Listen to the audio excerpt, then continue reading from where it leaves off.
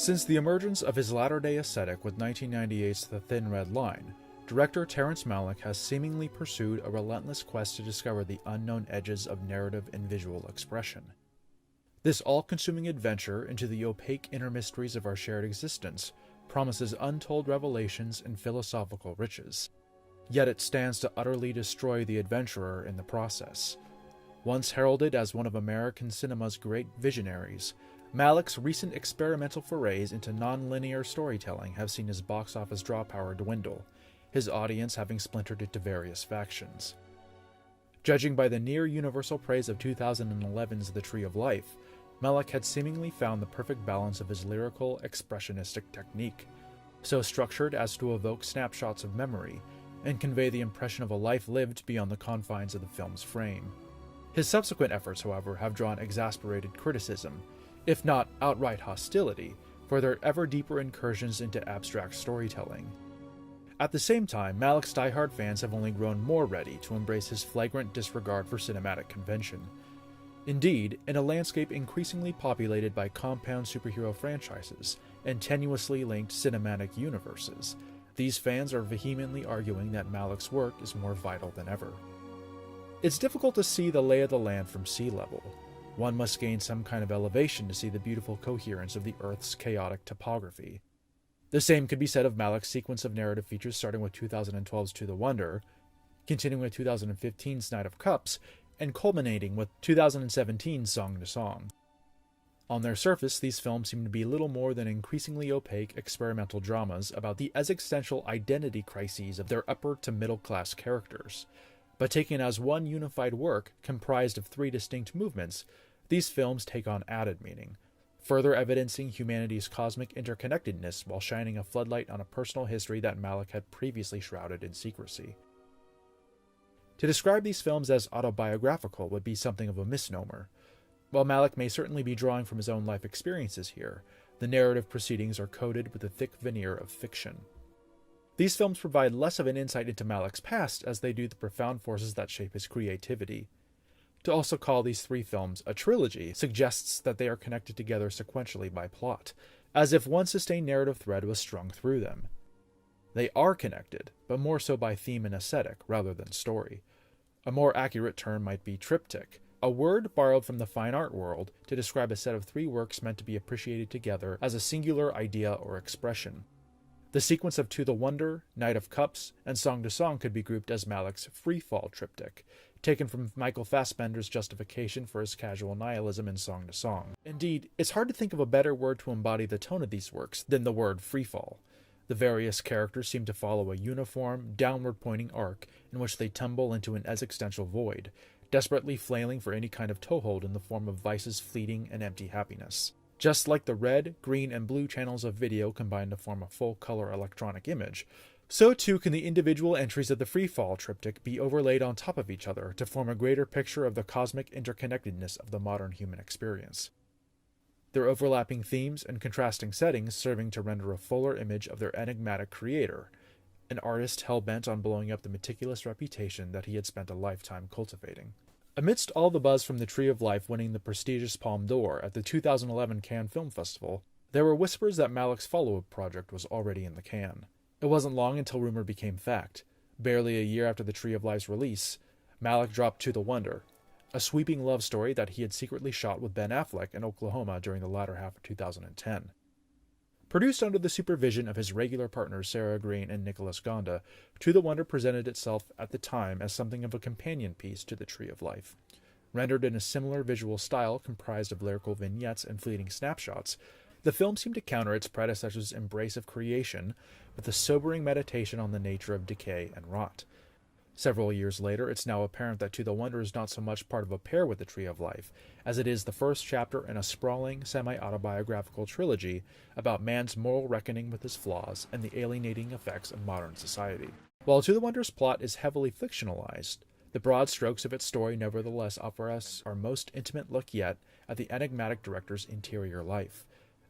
Affleck stars as Neil, an American caught up in a whirlwind romance with a Parisian woman named Marina, played by Olga Kurilenko.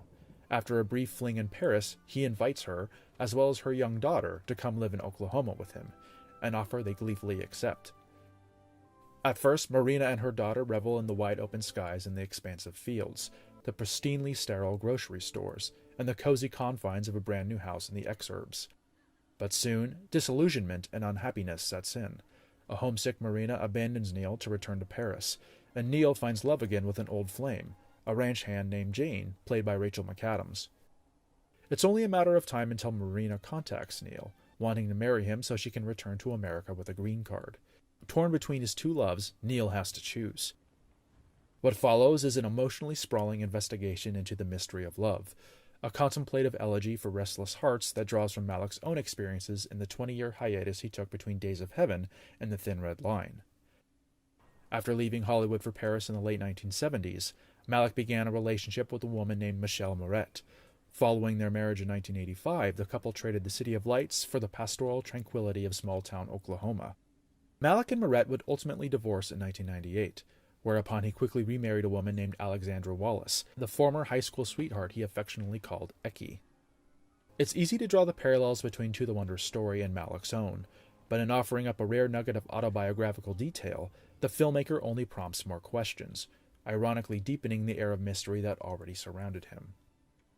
The first feature of Malick's to be set entirely in the modern day, To the Wonder works from the barest sketch of a script, instead opting for the emotional spontaneity and presence of improvisation. More often than not, Malick would direct his cast to play out their emotions through their physicality, having forbade them from speaking. This results in a wonderfully kinetic approach to blocking and movement that better allows for Malick's camera to organically react to the action, imbuing To the Wonder with an unparalleled vigor. Affleck's character serves as little more than a cipher, anchoring a story that, quite frankly, doesn't really concern him. Often shot from behind, Affleck projects a silent, stoic presence with roiling inner conflict that occasionally explodes into volatile physicality. As a director himself, Affleck knows how to trust Malick's guidance in creating a courageous performance, even when it ostensibly leads towards his own marginalization within the film. Indeed, To the Wonder's dramatic sympathies and narrative interest instead lie with Kurylenko, McAdams, and Javier Bardem's Father Quintana, a compassionate Catholic priest caught up in his own crisis of faith and doubt. Deeply troubled by the moral and physical decay that surrounds him, Father Quintana only tangentially connects to the main plot, occasionally providing spiritual guidance to Neil and Marina. He's used to people looking to him for answers, but those are proving increasingly elusive. Indeed, there were only questions, the most pressing being, how far can his flock stray before the shepherd loses his own way? If doubt and uncertainty are the forces that drive To the Wonder's restless story, then Kurylenko's Marina and McAdams' Jane stand as its true protagonists. The youthful innocence that repeatedly sends Kurylenko frolicking through pastoral fields also belies a persistent melancholy and homesickness.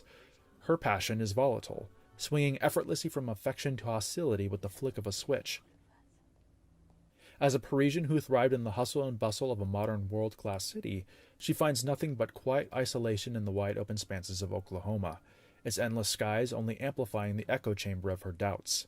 Simply put, she is a stranger in a strange land, and the love she has with Neil offers little in the way of comfort.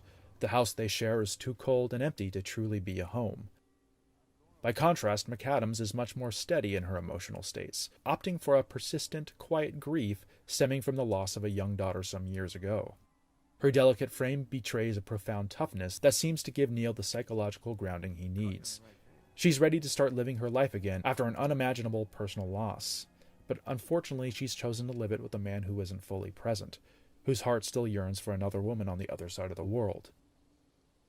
To the Wonder follows these four restless souls as they wander in search of unattainable answers to questions they can't quite articulate, yielding very little in the way of consequential plotting, but an abundance of profound insights into the transcendent, complicated, and often overwhelming mystery of love. To the Wonder premiered at the Venice Film Festival, where it was nominated for the Golden Lion before going on to mixed reviews from critics and middling box office. Many prominent critics thought Malick's indulgence in an artsy, experimental aesthetic had reached its nadir, that a once evocative and original voice had finally atrophied into incomprehension, pretentiousness, and self-parody. This was not the case with Roger Ebert, whose glowing review for To the Wonder would become his last, filed just mere days before his death in April of 2013.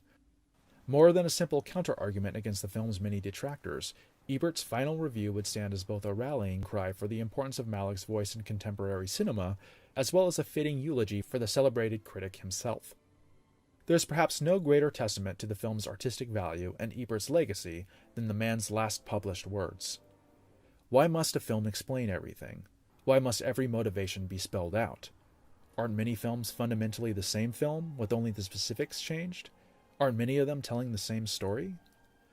Seeking perfection, we see what our dreams and hopes might look like.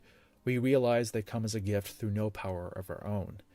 And if we lose them, isn't that almost worse than never having had them in the first place?